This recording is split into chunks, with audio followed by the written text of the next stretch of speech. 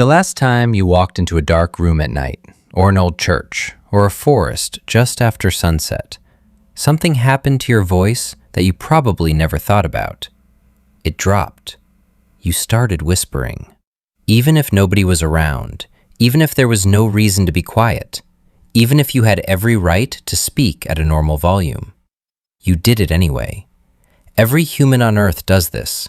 Every language, every culture, every religion, every child from the moment they can speak.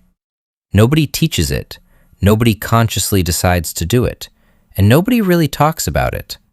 But the reason you do it, the reason every human quietly modulates their voice the second the environment gets dark or quiet or old, is one of the strangest survival stories still running inside your body. It's a fear you inherited from ancestors who died learning it. For most of human history, this wasn't a habit, it was a rule. For at least 300,000 years, your ancestors lived in a world where the night belonged to something else, not to them. The daytime savanna was dangerous enough, but at least you could see what was coming. At night, everything changed. The predators that hunted early humans were almost all nocturnal.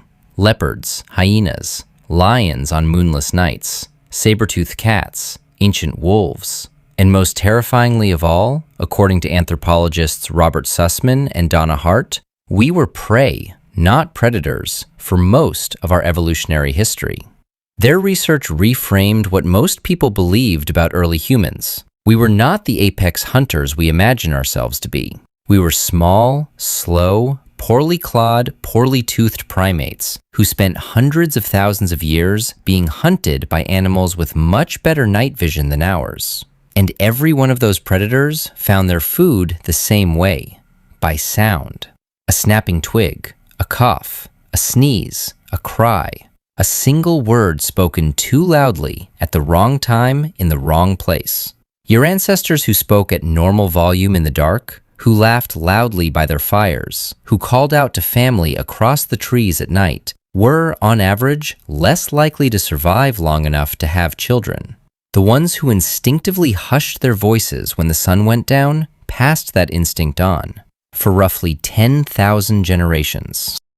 Which brings us to what's happening in your body when you enter a dark room today. Your amygdala, the small structure in your brain responsible for detecting threats, is exceptionally sensitive to ambient light levels.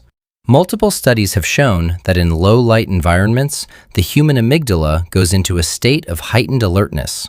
Cortisol levels rise, muscle tension increases, auditory processing sharpens. Your body is preparing for a threat that may not exist anymore, but that your ancestors could not afford to ignore.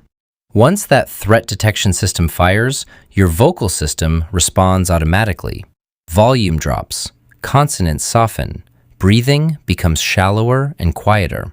Your voice moves into a register that would once have been harder for a predator to locate. This isn't a choice.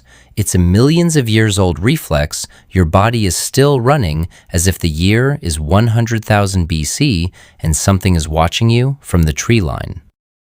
But this only explains one part of the phenomenon, because you don't just whisper in the dark.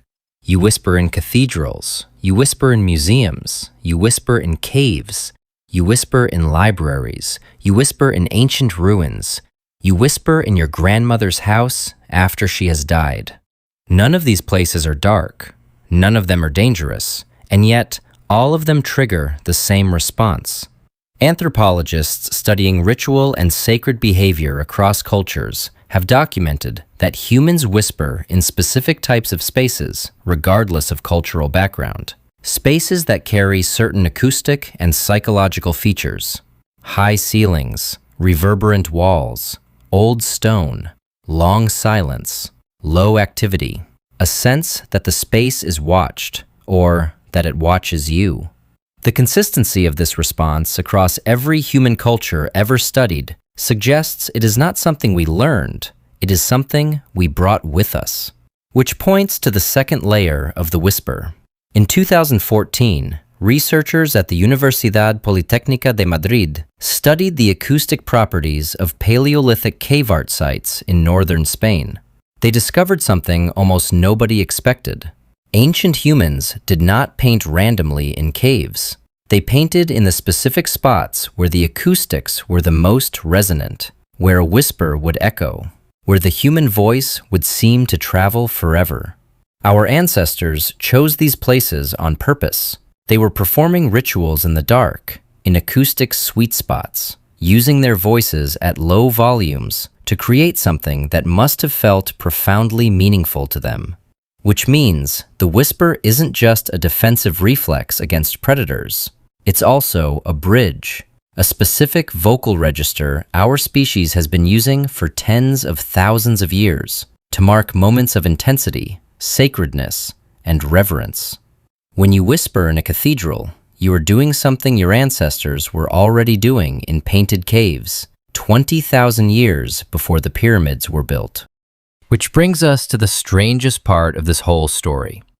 Because most of the environments that trigger the whisper in modern life do not resemble any environment your ancestors would have recognized. A dim library, a quiet museum, a hospital hallway at night, a hotel corridor, an empty airport terminal at 3 a.m. None of these existed for the vast majority of human history.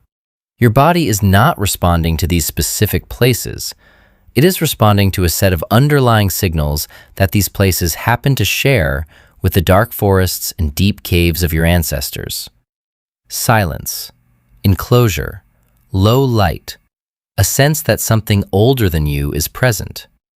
Modern research has shown that humans in these environments show measurable increases in cortisol, subtle shifts in breathing patterns, and a documented tendency toward reduced vocal volume, all without conscious awareness.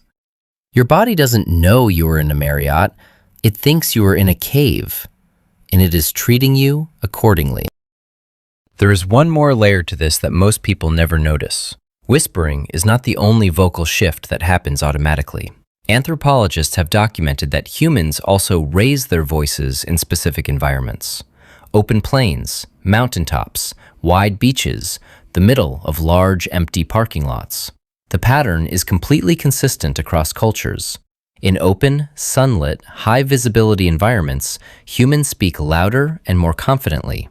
In enclosed, dim, echoing, or ancient environments, humans lower their voices. We are, in a very real sense, vocalizing the ancestral landscape around us, reading the geometry of a room and calibrating our voice to match what our species learned over hundreds of thousands of years was safe or dangerous. You are not choosing when to whisper. The room is choosing for you. Your ancestors are choosing for you. 10,000 generations of prey animals hiding in ancient darkness from things that hunted by sound are the reason your voice dropped the last time you walked into a museum. Not because it was polite, not because you had been taught to, but because your body remembers a world your mind has never seen, and it is still, quietly, protecting you from it. So the next time you walk into a dark room, or a quiet church, or an old cave, or an empty hallway at night, and you notice your voice getting softer, remember what that whisper actually is. It is not respect. It is not habit. It is not tradition. It is the oldest inherited survival response in your body, still running exactly as it was designed to run hundreds of thousands of years after the world it evolved for stopped existing. And it will still be there in the last dark room you ever walk into. Dropping your voice, just in case.